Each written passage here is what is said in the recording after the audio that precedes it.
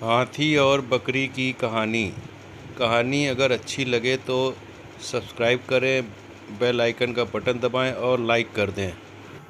एक जंगल में एक हाथी और एक बकरी रहते थे। दोनों बहुत पक्के दोस्त थे। दोनों साथ में मिलकर हर दिन खाने की तलाश करते और साथ में ही खाते थे। एक दिन दोनों खाने की तलाश में अपने जंगल से बहुत दूर निकल गए। वहाँ उन्हें एक तालाब दिखाई दिया। उसी तालाब के किनारे एक बेर का पेड़ था। बेर का पेड़ देखकर हाथी और बकरी बहुत खुश हुए। वह दोनों बेर के पेड़ के पास गए। फिर हाथी ने अपनी सूंड से बेर के पेड़ को जोर से हिलाया और ज़मीन पर ढेर सारे पके हुए बेर गिरने लगे। बकरी जल्दी जल्दी गिरे हुए बेरों को इकट्ठा करने लगी। संयोगवश उसी बेर के पेड़ पर एक चिड़िया का घोंसला भी था, जिसमें चिड़िया का एक बच्चा सो रहा था और चिड़िया दाने की खोज में कहीं गई हुई थी।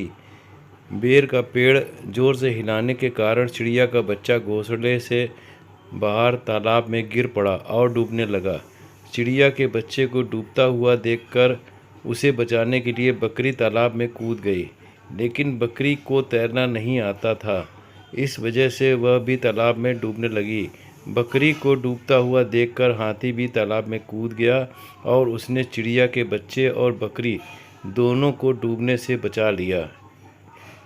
इतने में चिड़िया भी वहाँ पर आ गई थी और वह अपने बच्चे को सही सलामत देखकर बहुत खुश हुई। उसने हाथी और बकरी को इसी तालाब और बेर के पेड़ के पास रहने के लिए कहा।